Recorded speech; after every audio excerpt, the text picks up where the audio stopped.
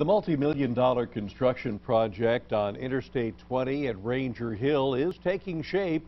Construction to straighten out the dangerous curves and steep grade is being supervised by the Texas Department of Transportation.